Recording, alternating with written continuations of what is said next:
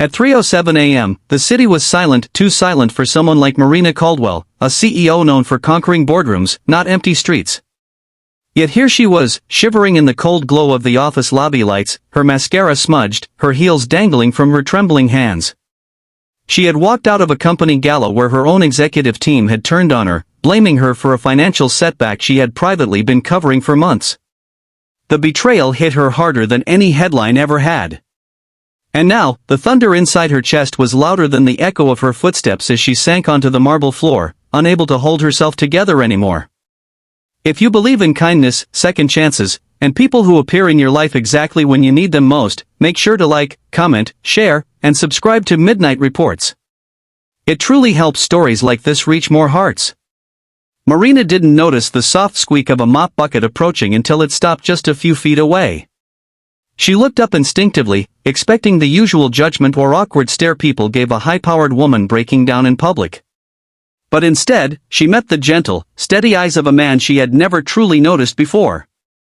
Rafe Holson. Mid-40s. Quiet. Strong but worn features. A single dad who'd worked the night shift as a janitor for 3 years without ever once asking for more. He didn't ask her what was wrong. He didn't pretend he didn't see her pain. He simply placed a folded cleaning cloth beside her, as if offering something to hold on to. She wiped her face with shaky hands, embarrassed by her unraveling, but his presence was strangely grounding. Rafe didn't hurry her, he kept working nearby, giving her space but also giving her the strange comfort of not being alone in the cavernous office atrium. As the minutes passed, Marina found her breathing slowing. She watched him polish the brass railings with deliberate care, humming under his breath, tired but calm. The contrast to her chaotic mind was jarring. She whispered, almost afraid to break the stillness, that she wasn't sure she could keep her company running anymore. She told him that tonight she'd been pushed past a breaking point she didn't even know she had. She expected him to give her a corporate answer, or worse, a pitying one. Instead, he paused his work, sat on the far end of the bench so she didn't feel crowded, and spoke about something simple, his daughter, Aria, a bright 11-year-old who believed storms made things grow.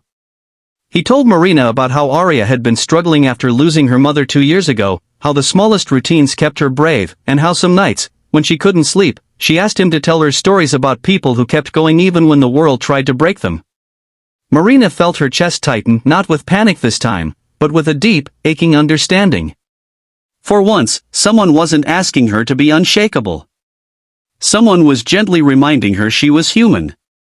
Over the next few weeks, Marina began coming in earlier than usual, daytime hours, when the sun cast long beams through the glass walls and life felt less suffocating. She pretended it was to get ahead of work, but she knew she was quietly hoping to run into Rafe on his way out from the night shift. Their conversations were never dramatic.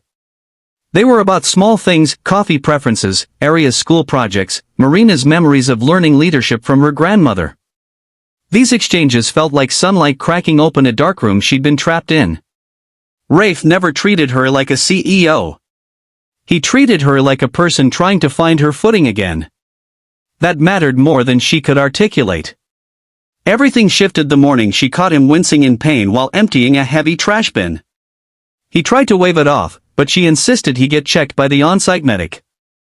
That was when she learned he had quietly been working double shifts to keep up with expenses after a clerical error cut off his childcare subsidy.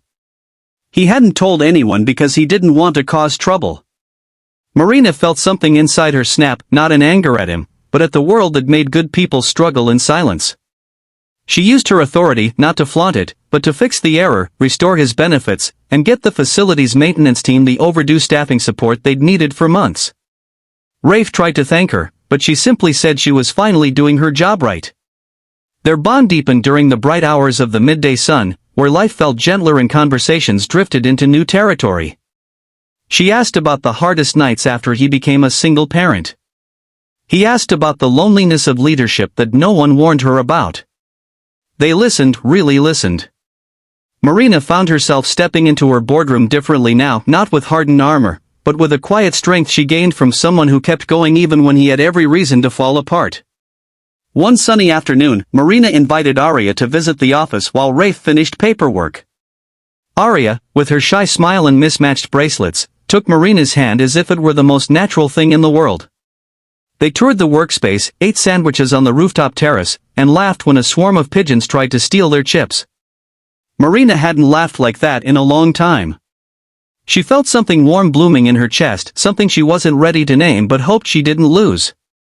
The turning point came during a quarterly review meeting where the same executives who had blamed her tried to push through policies that would hurt dozens of lower-level employees to save face. Marina thought about Rafe. About Arya. About the people whose names didn't appear in financial reports but whose lives were shaped by them. And she stood her ground, not with aggression, but with clarity and courage she didn't know she had months earlier.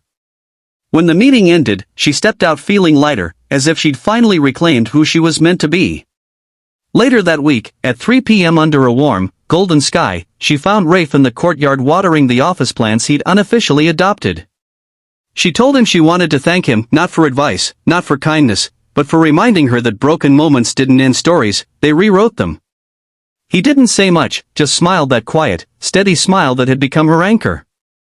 And in that simple exchange, something unspoken but undeniable passed between them.